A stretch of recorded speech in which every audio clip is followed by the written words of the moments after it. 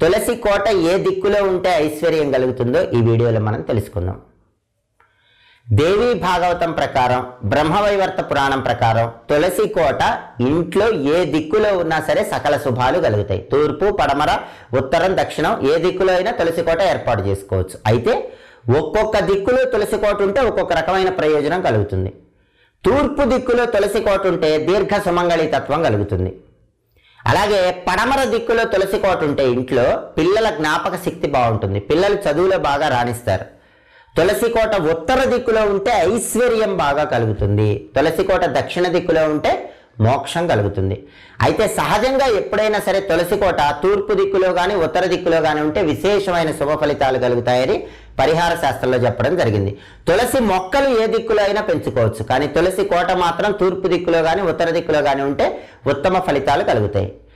అలాగే మీ